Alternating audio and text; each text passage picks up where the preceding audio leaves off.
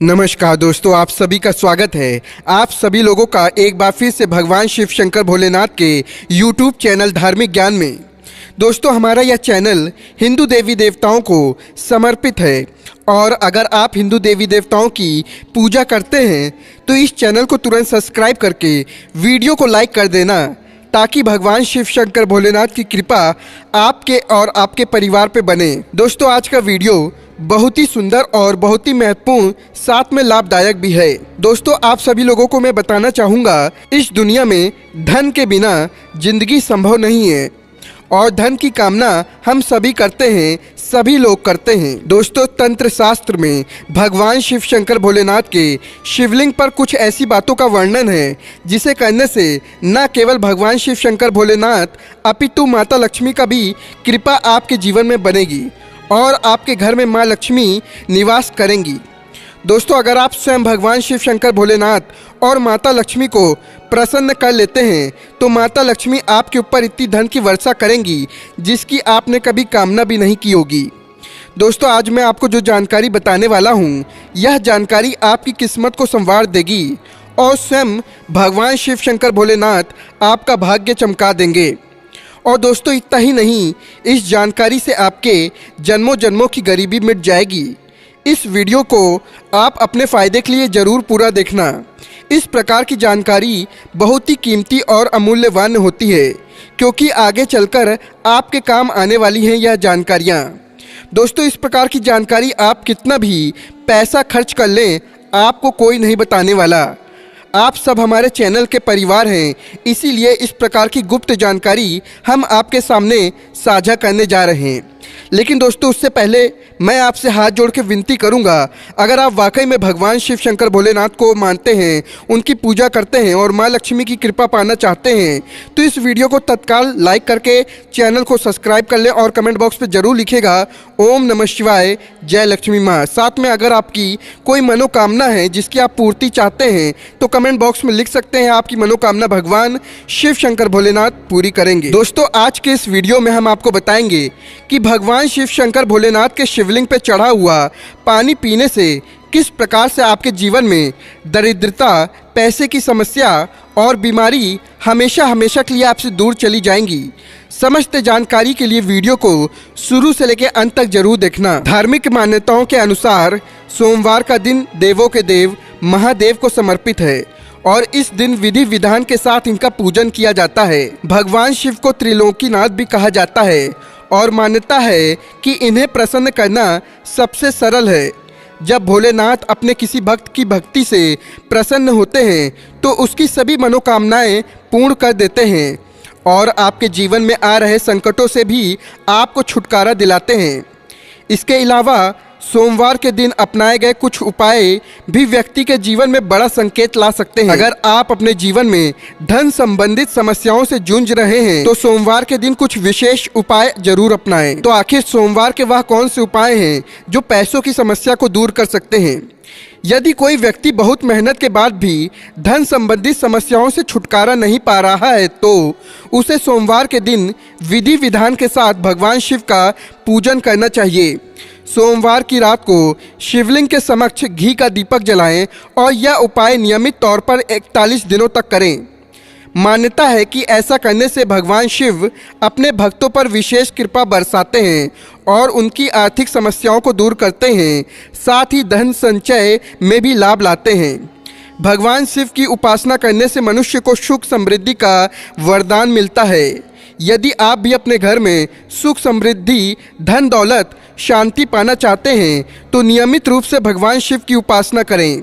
सोमवार के दिन यदि शिवलिंग पर शहद की धारा बनाकर अर्पित किया जाए तो भगवान शिव प्रसन्न होकर जातक के जीवन में नौकरी और समस्याओं को समाप्त कर देते हैं। अगर आप नौकरी चाहते थे तो आपको नौकरी मिलेगी। इस उपाय को करने के से जीवन में तरक्की के नए रास्ते खुलते हैं और किसी कार्य को करने में लंबे समय से बाधा आ रही है तो सोमवार के दिन भगवान भोलेनाथ का पूजन करें। ध्यान रखें कि पूजन में बेलपत्र, धतूरा, दूध और जल से शिवलिंग का अभिषेक करना चाहिए। दोस्तों, शिवलिंग पर जल चढ़ाने के फायदे। चढ़ा हुआ जल पीना चाहिए कि नहीं, तो ध्यान से सुनिएगा, बहुत ही महत्वपूर्ण बात है और वीडियो को लाइक करते हुए चलिएगा। दोस्तों, अगर आप भी शिवलिंग पर जल चढ़ाते हैं तो इससे आपको बहुत फ़ायदा होता है। शिवलिंग पर जल चढ़ाने के फ़ायदे के बारे में आपको हम बताने जा रहे हैं। पहला पॉइंट, शिवलिंग पर जल चढ़ाने से आपकी कुंडली में जितने भी दोष मौजूद होते हैं उन पे सभी दोषों से आपको मुक्ति मिल जाती है।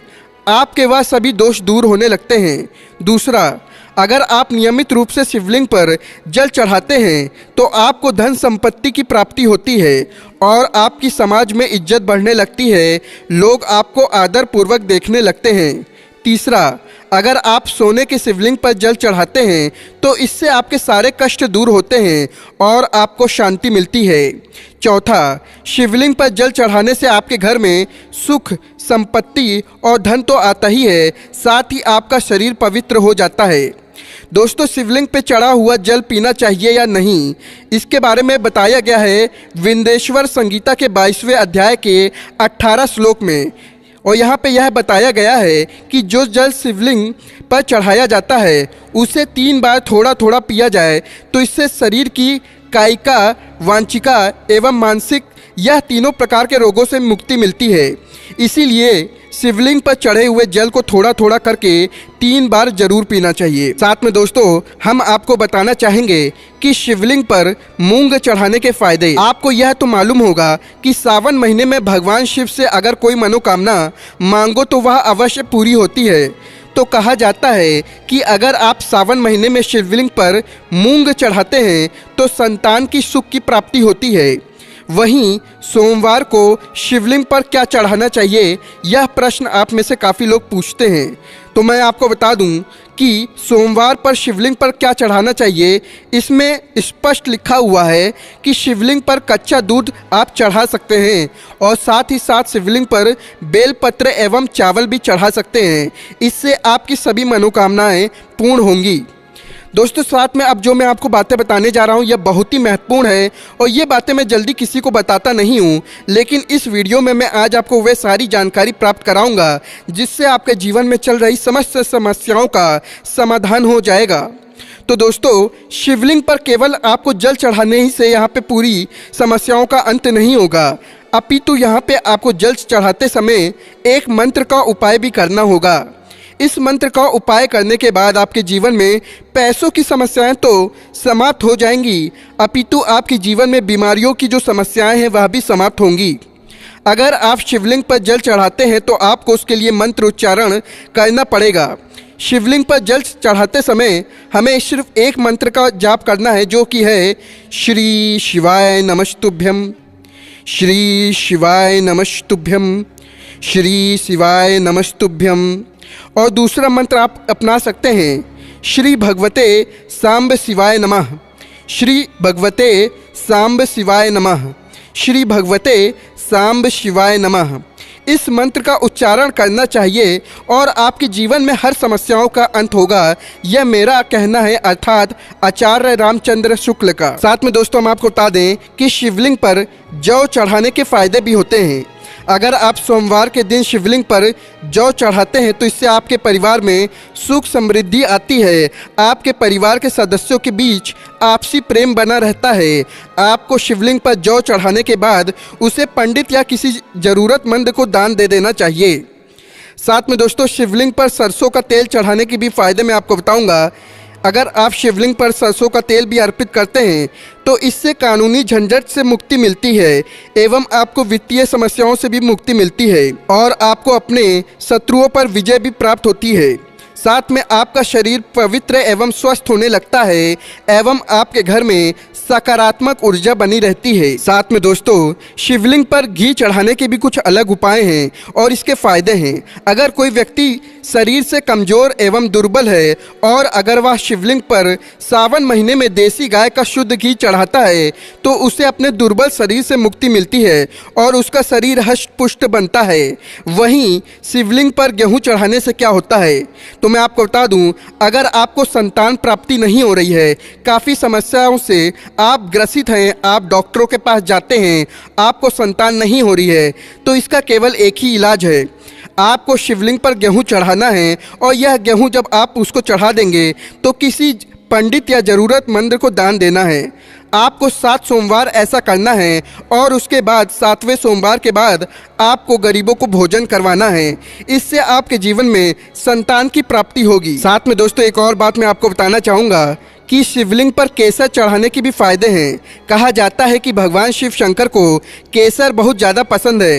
तो अगर आप सोमवार को शिवलिंग पर केसर वाला दूध चढ़ाते हैं तो इससे आपकी सारी मनोकामनाएं पूर्ण होती हैं एवं आपकी विवाहिक समस्याएं जो चल रही थीं, किसी लड़की से आप प्रेम करते थे लेकिन उसके घर वाले नहीं मान रहे थे, तो वह समस्याएं भी समाप्त हो जाएंगी।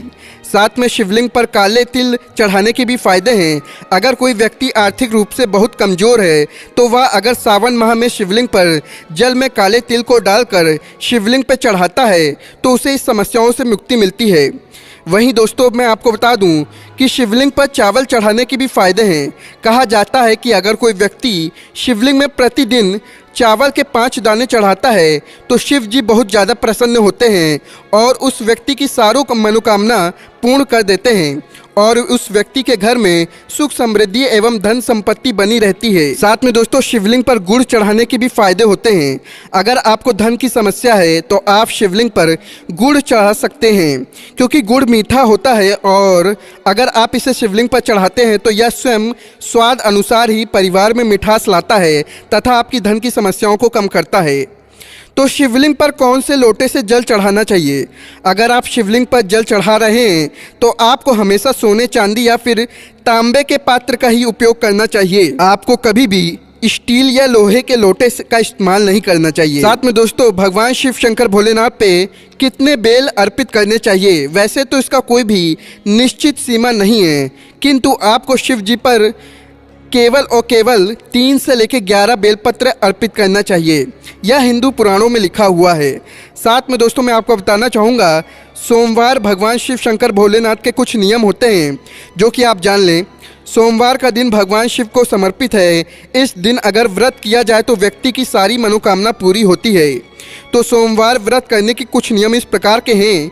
पहला है, सोमवार व्रत करने के सबसे पहले आपको प्रातःकाल जल्दी उठकर स्नान करना है। उसके बाद आपको साफ सुथरा कपड़े धारण कर लेने हैं। उसके बाद आपको किसी भी शिव मंदिर में जाके शिवलिंग पर जल चढ़ाना है तथा जल चढ़ाने के बाद शिव पार्वती की आराधना करनी है। और तीसरा, सोमवार व्रत में आपको व्रत कथा जरूर सुननी चाहिए और पूरे दिन में सिर्फ एक ही बार भोजन करना है। इससे फलाहार भी कर सकते हैं। तो दोस्तों आशा करता हूँ आज का वीडियो बहुत ही महत्वपूर्ण और बहुत ही लाभदायक होगा। आप अगर वाकई भगवान शिव शंकर भोलेनाथ को दिल से मानते हैं तो इस वीडियो को भारत के सभी कोने कोने तक पहुंचा दीजिए ताकि हमारे शिव शंकर भोलेनाथ की मनोकामनाओं को पूर्णतः हर इंसान समझ सके और अपने जीवन में प्रतिपादन के तहत जीवन की निगमता समझ सके। आशा करता हूँ यह वीडियो आपको पसंद आया होगा। ओम नमः शिवाय।